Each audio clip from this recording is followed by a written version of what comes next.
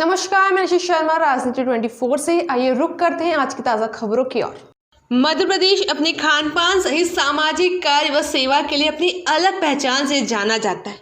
इसी को लेकर इंदौर के समाज सेवी व आनंद मुखबादी सोसाइटी के संचालन करने वाले आनंद पुरोहित व उनकी पत्नी मोनिका पुरोहित को कर्मवीर के खास एपिसोड में बुलाया गया।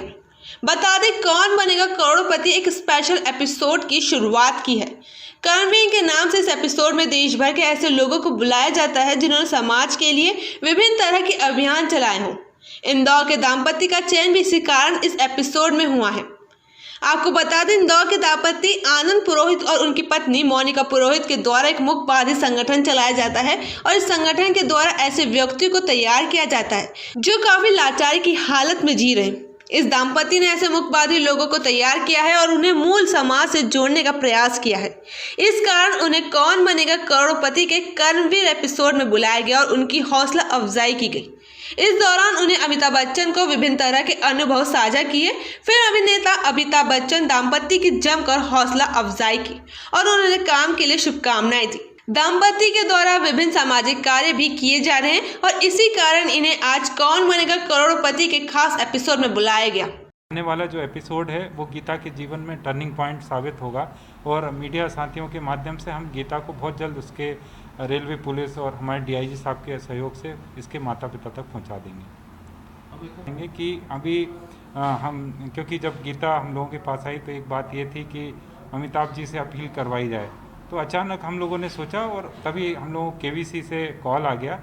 तो अमिताभ जी से भी हमने निवेदन किया है, तो वो इसके लिए अपील जारी कर रहे हैं और शायद उससे कहीं माता पिता तक बात नहीं पहुंची हो तो हो सकता है वो आ जाएं। ये हमारी फाइनल कोशिश जारी है। आनंद जी, क्या केबीसी में गीता को भी लेके जा रहे हैं? केबीसी में गीता को लेकर नहीं गए, बल्कि हम लोगों ने गीता के बारे में बताया क्योंकि अभी मुंबई में कोविड-19 का बड़ा खतरा है और ये हमारे जो लगातार हम 22-23 सालों से जो दिव्यांग बच्चों के क्षेत्र में काम कर रहे हैं, ज्ञानेंद्र जी और मैं और हमारी संस्था के माध्यम से, ये उसके लिए सम्मान था। मतलब हम लोग निस्वार्थ भाव से दिव्यांग बच्चों के अधिकारों के लिए, उनके एजुकेशन के लिए, उनके एम्प्लॉयमेंट के लिए मुख बधिर थाने के माध्यम से कई बच्चों को रेस्क्यू कराए, 80 से ज़्यादा बच्चों को उनके घर तक पहुंचाए। ये सारी जो लगातार काम था, इसको एक मंच वहाँ पर मिला है। और जो विशेष बात थी वो ये थी कि हम लोग अभी जो पिछले 20 जुलाई से जब से गीता हमको हैंड ओवर हुई, तो हम लोग लगातार मिशन गीता पर कार्य कर रहे हैं कि ये घर पहुँचे। तो ये अमिताभ बच्चन जी का मतलब बहुत असाधारण सी बात है कि उन्होंने इतने बड़ी शख्सियत ने गीता के लिए अपील करी है देश की जनता से, जो कि केबीसी की पहुंच है ना गांव-गांव तक है। तो शायद इस उनकी अपील से आप गीता कर्मवीर में आपको पहुंचने का किस तरह का ये सफ़र रहा और कोई सी एक ऐसी बात जो अमिताभ बच्चन जी ने आपके साथ शेयर की या आपने उनके साथ शेयर की, कोई सी ऐसा कुछ?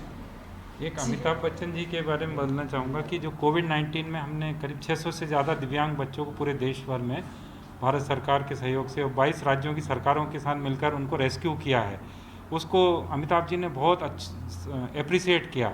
उन्होंने कहा कि हम तो सामान्य लोग, जब पलायन हो रहा था लॉकडाउन में तो हम उनके बारे में सोच रहे, उनको बड़ा आश्चर्य हुआ। उसके बाद अमिताभ जी ने अपनी बात भी बताई कि उन्होंने किस तरह से लॉकडाउन में लोगों को राशन पहुँचाया और उन्होंने बताया कि बड़ा इमोशनल मोमेंट था। और उस समय में आपने मूक बधिर जो बोल सुन नहीं सकते, उन लोगों की बात को पूरे देश भर में सुना, तो उनके लिए बड़ा, क्योंकि ये पहली बार उनके नॉलेज में आया तो उनको वो बहुत अच्छा लगा और उन्होंने फिर अपना अनुभव भी साझा किया। एक आखिरी सवाल, आपने कोविड-19 के समय जो दिव्यांग बच्चे हैं उनको कोविड के बारे में साइन लैंग्वेज से भी बताया था, क्या है पूरा? देखिए, जैसे ही लॉकडाउन हुआ और हमारे देश के जो मूक बधिर साथीगण थे उन लोगों के वीडियो कॉल आ रहे थे और कुछ इस तरह की, तो हमको लगा कि इनको कैसे मालूम चलेगा कि कोविड-19 में लॉकडाउन हो गया है, फिर आगे क्या क्या प्रिकॉशंस रखना है, क्योंकि इनको तो इशारों की भाषा में ही समझाना पड़ेगा।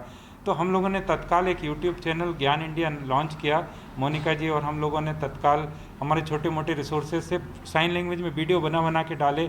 हमारे प्रधानमंत्री मोदी जी का, अमिताभ बच्चन जी का, इवन मैं शेयर करना चाहूँगा कि अमिताभ बच्चन जी का जो वीडियो हमने किया था वो उनको बड़ा उन्होंने पसंद किया कि आपने ये किया। ऐसे हम लोगों ने उनको अवेयर किया और उसी के कारण हम लोगों को पूरे देश भर से 600 मूकबधिर दृष्टिहीन दिव्यांगों की रिक्वेस्ट आई कि वो सिक्किम के रहने वाले हैं और वो गोवा में फंसे हैं, कोई कहीं का रहने वाला, कोई कहीं फंसा है। तो हमने सुप्रीम कोर्ट में याचिका लगाई थी और भारत सरकार को गुजारिश की, जिसके बाद ये पूरा रेस्क्यू प्लान जो आपदा प्रबंधन के साथ शुरू हुआ। और खुशी की बात यह कि वो कोविड-19 में पूरे 600 जो दिव्यांग साथी थे घर बिना किसी बीमारी के पहुंच गए थे। फिलहाल खबरों में इतना ही, और खबरों के लिए जुड़े रहिए राजनीति 24 के साथ।